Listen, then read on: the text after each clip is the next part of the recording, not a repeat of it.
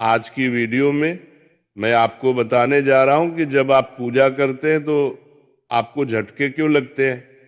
कई बच्चों ने बार बार ये प्रश्न किया था कि गुरुजी जब हम पूजा करते हैं तो अंदर से ऐसा लगता है जैसे कोई झटका लग रहा है, और ये झटके किस कारण लगते हैं, नकारात्मक है या कोई सकारात्मक है, कोई देवी शक्ति है या कोई प्रेत है, इसके बारे में खुलकर बताइए। तो आज के सत्संग में मैं आपको बताऊंगा कि आप जब पूजा करते हैं तो आपको झटके क्यों लगते हैं। वीडियो को ध्यान से सुनिए बारीकी से, ताकि एक एक चीज आपको समझ में आए। दूसरी बात आपको ये भी बताऊंगा कि उबासी क्यों आती है, रोंगटे खड़े क्यों होते हैं, आंसू क्यों आते हैं, शरीर क्यों हिलता है और सिर क्यों घूमता है। क्योंकि जब आप पूजा करने बैठते हैं तो ये सारी चीजें आपके साथ घटित होती है। मैं चाहता हूं कि बारीकी से आप इन चीजों को समझें। अगर आप आध्यात्मिक मार्ग में जुड़ रहे हैं, आप भक्ति करना चाहते हैं, आप देवी कृपा को प्राप्त करना चाहते हैं,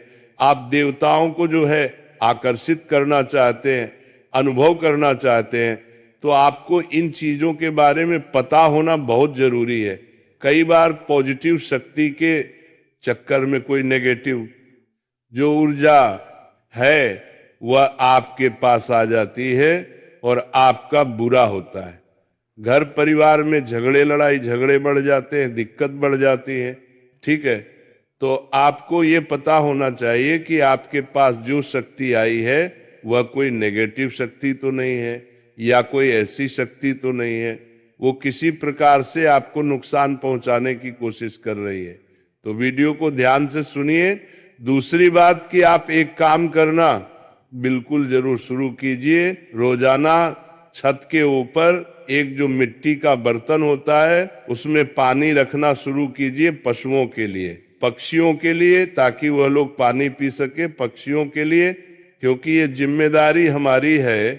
पानी डालना शुरू कीजिए ताकि पक्षी जो है वो अपने तृप्त हो सके, पेट भर सके, क्योंकि इससे देव शक्तियां आपसे प्रसन्न होती हैं, पितृ आपके प्रसन्न होते हैं और आपके कुल देवी और कुल देवता का वास सदा आपके ऊपर बना रहता है। और आपको ये जो कुल देवी और कुल देवता है वो फर्श तक पहुंचा देते हैं इस काम से।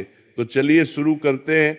देखिए, जब आप शुरुआत में पूजा करते हैं तो धीरे धीरे आपके पूजा का जो स्रोत है वो इतना मजबूत नहीं होता है, और धीरे धीरे जब आप पूजा करते हैं तो ऊर्जा बननी शुरू होती है, ऊर्जा आनी शुरू होती है, आपके इष्ट तक ऊर्जा आती है।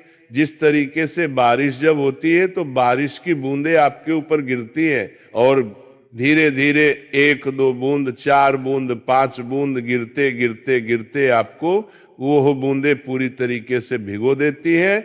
उसी तरीके से जब आप पूजा शुरू करते हैं तो जिस इष्ट की सेवा करते हैं, जिस इष्ट की पूजा करते हैं, उनकी ऊर्जा हो कि बारिश होनी शुरू हो जाती है। कभी 1 किरण, कभी 2 किरण, कभी 3 किरण।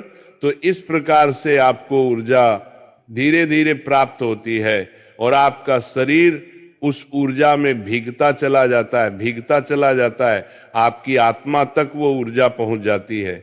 इसी कारण से, इसी ऊर्जा के माध्यम से आपका जो ऊरा है वो तैयार होता है, और जिसका ऊरा जितना ज्यादा मजबूत होगा उतना ही वो तेजवान होगा, उतनी ही शक्तियां उसकी तरफ आकर्षित होंगे। कोई नेगेटिविटी उसके शरीर में फिर प्रवेश नहीं कर सकती है। तो जब पूजा करते हैं तो धीरे धीरे उस देव की ऊर्जा की बारिश होती है आपके ऊपर। तो एक ऐसा समय आता है जब वो ऊर्जा की धीरे धीरे बढ़ जाती है। काफी बढ़ जाने के बाद क्या होता है, आपको सबसे पहला जो आपको क्या होता है, सबसे पहला कारण होता है जो आपको उबासी आती है। उबासी आनी शुरू हो जाती है, बड़ी बड़ी उबासी आती है। आपको मंत्र जब करते हो, मंत्र के बीच बीच में उबासी आती है। छोटी उबासियां बहुत बड़ी बड़ी उबास आनी चल रही है शुरू हो जाती है। 5 सेकंड 10 सेकंड की उबासी तक आपको आनी शुरू हो जाती है। वो ऊर्जा के कारण होता है, क्योंकि वो जो ऊर्जा है आपके शरीर में जब शोषित की जाती है ना, जब आपके शरीर में जाती है और शोषित होती है, वो ऊर्जा आपके शरीर को शुद्ध करने का काम करती है। सबसे पहले वो आपके मूलाधार चक्र पर बैठती है और मूलाधार चक्र को शुद्ध करने का काम करती है। जिससे क्या होता है कि जैसे आपने जल देखा है, पानी को जब गर्म करते हैं तो ऊपर भाप निकलती है, तो भाप ऊपर की तरफ ही तो जाती है। ऐसे ही जब आपके मूलाधार चक्र पर ऊर्जा बैठती है और मूलाधार चक्र को जब वो जागृत करती है और मूलाधार को चक्र जब घूमना शुरू होता है तो उससे जो नेगेटिविटी यानी कि अपवित्र होकर निकलती है वो मुंह के जरिए बाहर निकल जाती है। दूसरी बात, रोंगटे खड़े होने आपके शुरू हो जाते हैं।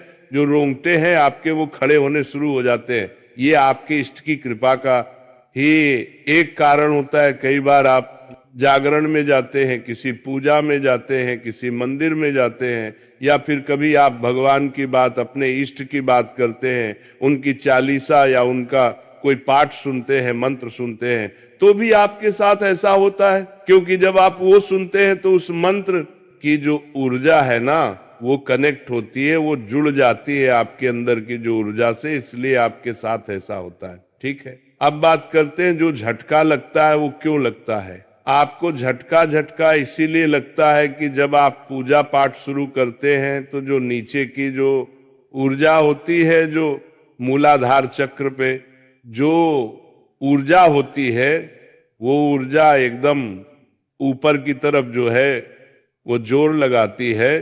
होता क्या है कि जैसे ही आप पूजा कर रहे हैं तो वो एकदम उठने की कोशिश करती है। जैसे आप देखेंगे ना, किसी चीज को, एकदम बोतल है, एक बोतल को, खाली बोतल को पानी में डूबने की कोशिश करो, खाली बोतल को, तो एकदम वो झटके से ऊपर आएगी। तो इसी तरीके से झटके से ऊपर आती है वो ऊर्जा, एकदम झटके से ऊपर आती है।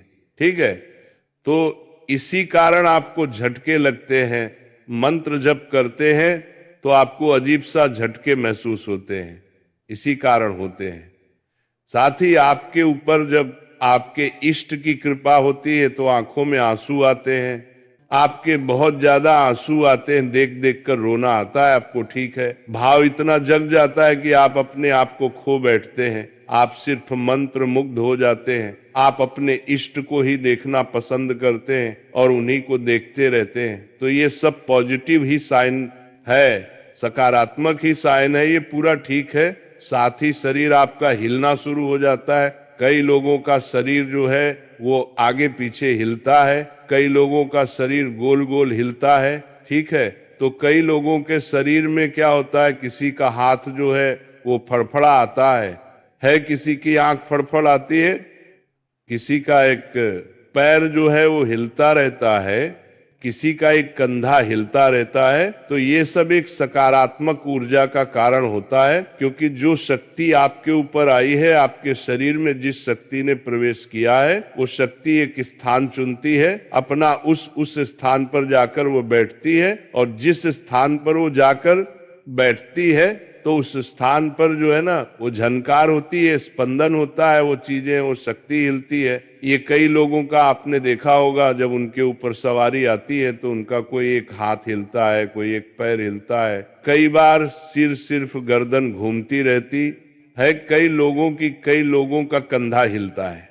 तो इसके ऊपर जो मैं आपको गुण बता रहा हूं, गुण चीजें, कि वो उसका कारण होता है कि जो शक्ति आपके शरीर में आ रही थी, जो प्रवेश कर रही है, वह अपने एक स्थान चुनती है और उस स्थान पर जाकर बैठ जाती है।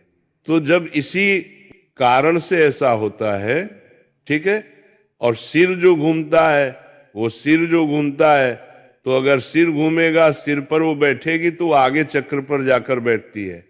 जो आगे चक्र पर बैठती है, तो आगे चक्र पर क्या होता है, आगे चक्र के बीच में जब बैठती है तो आपका सिर जो है वो बहुत तेजी से रोटेट होता है, गोल गोल घूमता है। तो ये सब कारण है, और ये सब सकारात्मक कारण है, कोई नकारात्मक कारण नहीं है। कई बच्चे ने प्रश्न किया कि गुरुजी, क्या जो सिर घूमता है या रोंगटे खड़े होते हैं कि ये नेगेटिव कारण है? ऐसा कुछ भी नहीं है, ऐसा कुछ भी नहीं है। बस इस चीजों का आपको ध्यान रखना चाहिए। और दूसरी बात, अपने इष्ट पर भरोसा करना चाहिए। कई बच्चे लाइव में पूछते हैं कि गुरुजी मेरी पूजा स्वीकार हो रही है कि नहीं हो रही है। आपकी पूजा स्वीकार 100% हो रही है। आप अपने हृदय में ये वास करके, ये भावना करके पूजा करो कि मेरी पूजा स्वीकार हो रही है और मेरे इष्ट जो हैं, जिनकी मैं पूजा सेवा करता हूं, वो मेरे सामने बैठे हुए हैं। कभी अपने मंदिर को ऐसा मत समझो कि तस्वीर रखी है, वहां पर मूर्ति रखी है। सदैव ये समझो कि वहां पर जो रखी हुई है वो मेरे इष्ट देव की, जो मेरे इष्ट देव है वो वहां पर विराजमान है, साक्षात बैठे हुए हैं। जब भी मंदिर से गुजरो तो प्रणाम करो। जैसे कोई बाप देखते हैं ना, बड़े बुजुर्ग, बड़े बूढ़े, आप जब भी बड़े बूढ़ों को देखते हो तो राम राम करते हो, इसी तरीके से। क्योंकि जब तक भाव नहीं होगा ना आपका कि वो बैठे हुए हैं आपके पास, जब तक भाव के कारण ही शक्तियां जागृत होती, तब तक शक्तियां जागृत नहीं होंगी, ना आपको कुछ प्राप्त होगा।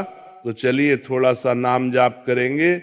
जय राधा रानी, जय श्री राधा रानी, जय राधा रानी, जय राधा रानी, जय राधा रानी, जय राधा रानी, जय राधा। बोलिए जय राधा।